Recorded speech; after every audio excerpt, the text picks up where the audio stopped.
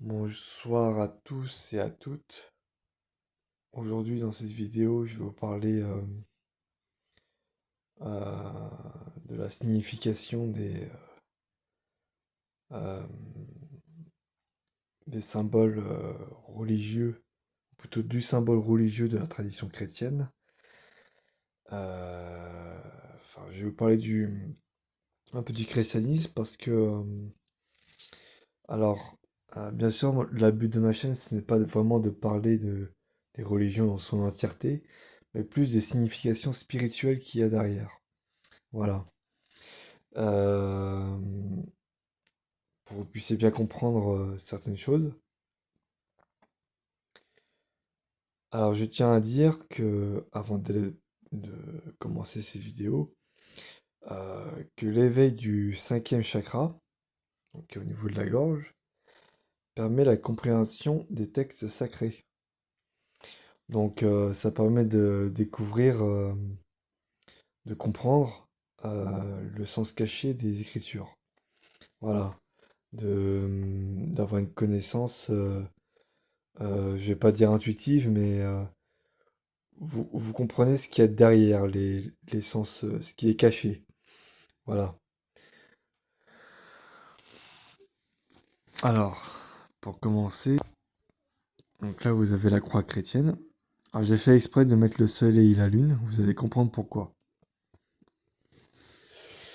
Alors, donc vous avez la croix qui part du bas vers le haut. Et donc en fait, comme beaucoup doivent le savoir, enfin ceux qui ont une religion chrétienne, euh, la croix, ça représente la Trinité. Donc, dans les traditions, il repose le Père, le Fils et le Saint-Esprit. Et, euh, et donc, cette Trinité, elle n'est pas là par hasard. Il y a un sens. C'est pour ça que j'ai mis le soleil et la lune, parce que je pense que pour ceux qui ont vu mes vidéos, vous devez comprendre où je veux en venir. Alors, la, la, le côté gauche et le côté droit. Donc le côté gauche c'est lié au soleil et le côté droit à la lune. Ida Pingala. Donc les deux côtés, ça représente des énergies solaires et lunaires qu'il faut équilibrer pour arriver au sommet du crâne, euh, le, le Sarasara chakra, chakra couronne. Alors quand on voit le Christ crucifié sur la croix, encore une fois, ce n'est pas là par hasard. Parce que, comme pour ceux qui sont chrétiens, vous devez savoir que le Christ meurt sur la croix. Mais ce n'est pas qu'une mort physique. Il y a une mort symbolique derrière. Il y a une représentation spirituelle très, très explicative.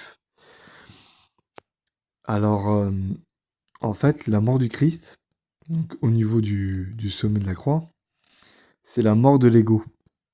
C'est ça que ça veut signifier. Donc, c'est la mort de l'ego pour atteindre l'illumination spirituelle, l'accomplissement. Voilà. Donc, c'est l'équilibre qu'il faut trouver entre Ida et Pingala pour assassiner dans le Shushumna et dénouer le Rudrakranti pour que l'ego soit dissous, pour atteindre l'illumination spirituelle, l'accomplissement. Voilà ce que ça représente. Ensuite, je vais vous parler du royaume de Dieu. Parce que, pour savoir, parce que pour ceux qui ont la Bible, ils doivent ont entendu parler ou lu ce passage, mais peu de personnes savent ce que ça signifie réellement. Le... Donc je résume la phrase qui est écrite dans la Bible. Euh, donc, il, il est écrit, cherchez d'abord le royaume de Dieu et tout le reste vous sera donné de surcroît. Euh, Sauf que ce royaume de Dieu-là, il n'est pas à chercher après la mort, il n'est pas non plus cherché à l'extérieur. Parce que quand on entend le mot chercher d'abord, c'est du présent. Ils n'ont pas dit une fois que vous aurez trouvé. Non, c'est chercher d'abord le royaume de Dieu. C'est-à-dire c'est du présent. Donc le royaume de Dieu, c'est tout simplement le monde intérieur.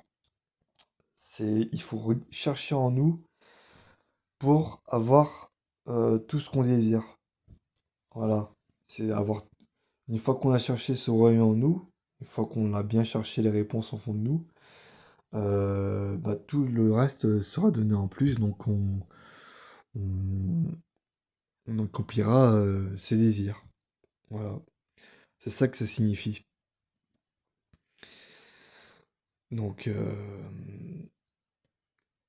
et d'ailleurs, dans les textes, il dit que à moins de naître de nouveau, donc renaître spirituellement, s'éveiller spirituellement, donc à moins de naître de nouveau, vous ne pourrez voir le royaume de Dieu, ou vous ne pourrez entrer dans le royaume de Dieu.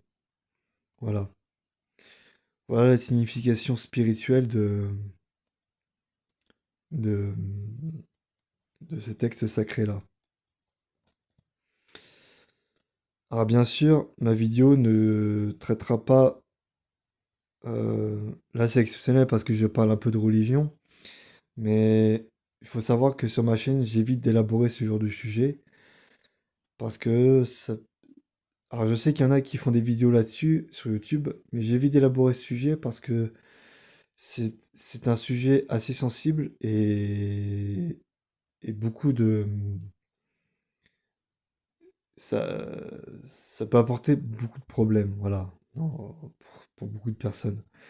Donc là, c'est exceptionnel parce que je fais ces vidéos pour vous montrer le symbolique, la signification symbolique de cette religion. Et voilà, donc voilà, c'est tout pour cette vidéo du coup. J'espère qu'elle vous aura instruit et appris des choses. N'hésitez pas à mettre un like, à mettre dans les commentaires vos avis ou vos questions et à vous abonner à la chaîne si ce n'est pas déjà fait. Et sur ce, je vous dis à très bientôt pour une nouvelle vidéo.